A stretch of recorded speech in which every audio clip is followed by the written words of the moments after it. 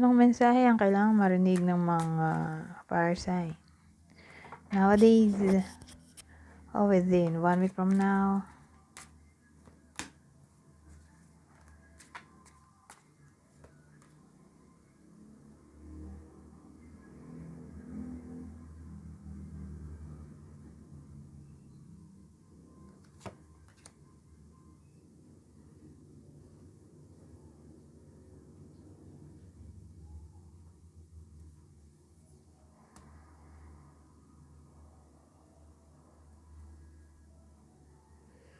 Yung iba sa inyo kasi nahihirapang let go ng nakaraan nila. Gusto nila ng karma o justice.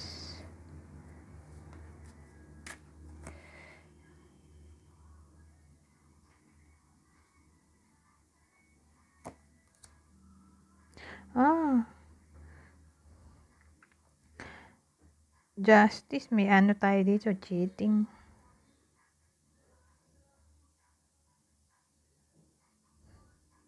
Lalaki siguro yung nagloko. O lalaki yung bida. May tao tayo dito eh. Pero more like lalaki yung nagloko kasi magkatabi sila eh. Dito. So, kung lalaki yung nagloko eh, di babae yung bida.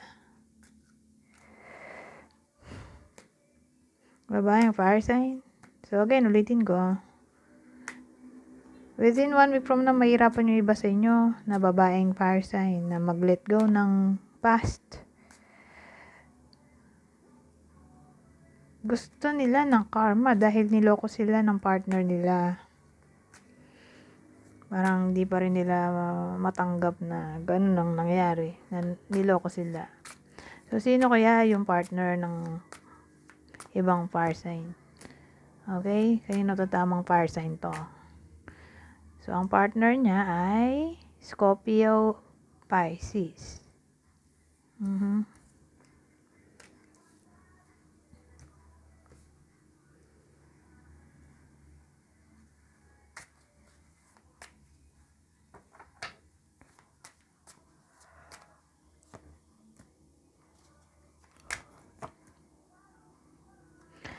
So, itong part na to magse-celebrate in a way na magkakaroon ng abundance, success. Yung iba sa inyo. Oo, success ulit. Achievement. May ma-achieve o ma-accomplish yung iba sa inyo. Pero kung idudugtong natin dito, lalaki siguro. Lalaki yung magsasaya dito. Lalaking fire sign. May ma-achieve siya o ma-accomplish na something o magsasaya siya kasi for some reason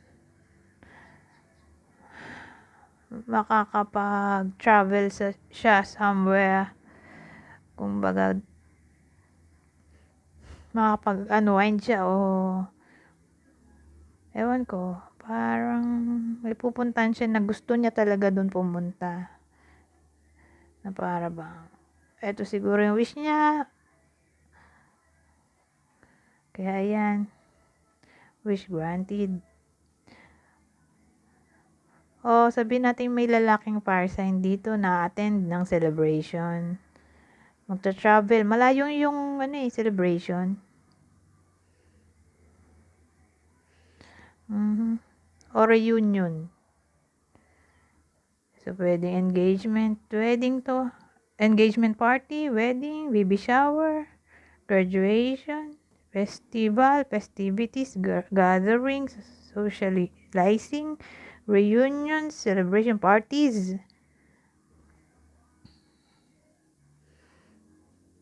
So, yun. O attend ng inuman. OMG. So, ayan. Magsasaya yung iba sa inyo na fire sign na lalaki. O baka promotion to. Who knows? Regardless kung anong gender. Promotion. O baka magkapera. Kaya magsasaya.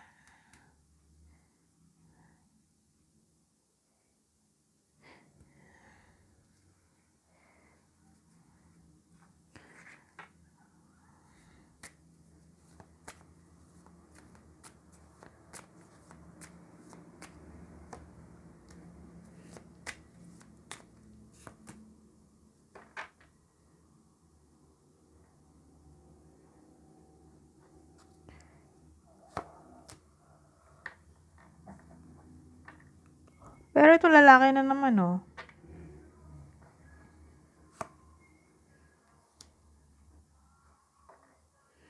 Ito iba naman, lalaki rin. Lalaki ulit.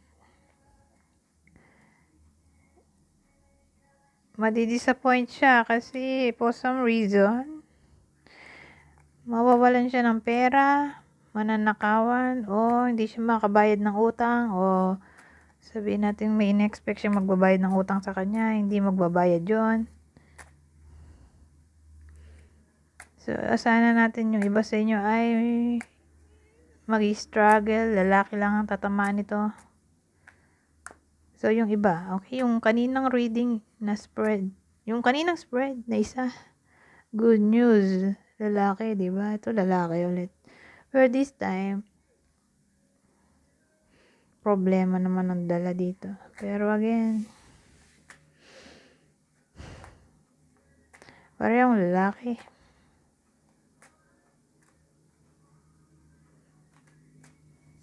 Sa bagay, tatlong sign naman to, di ba? Aries, Leo, Sagittarius.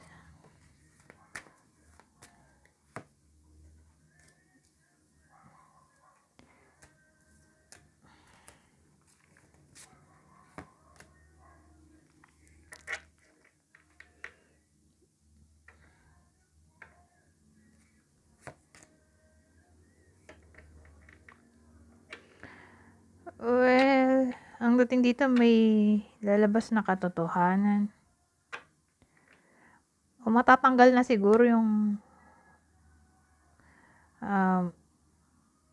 mental problem dito. Kasi magsasaya. Inisip ko, ano bang naging problem? Relationship?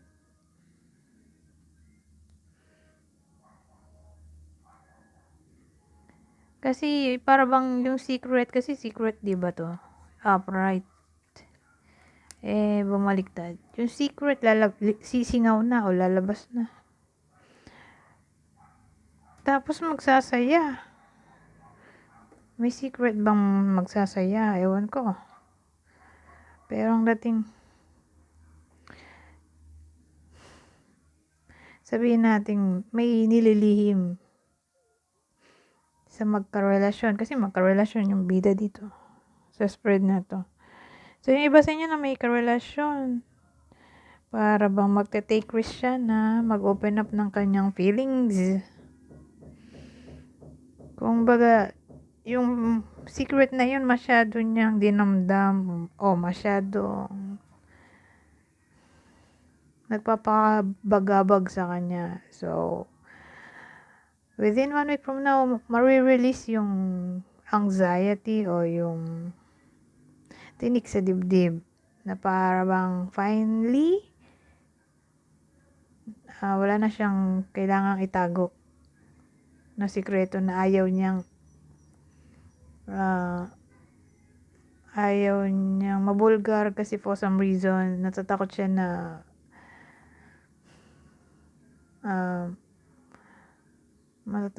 na awayin siya. So, ewan ko kung ano yun. Basta ganun yung dating.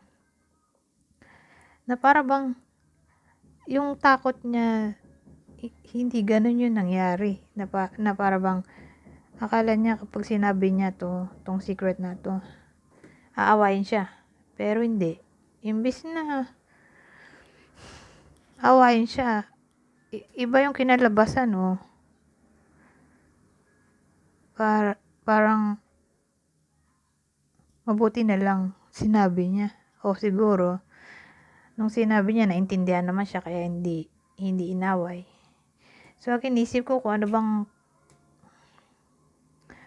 topic dito. Friendship ba? Karelasyon? Ka-workmate? Karelasyon dahil lovers yung sumunod o yung huli.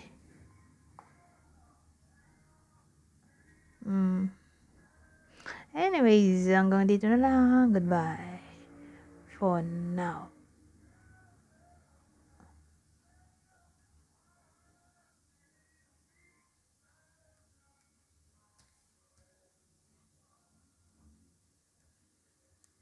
Teka,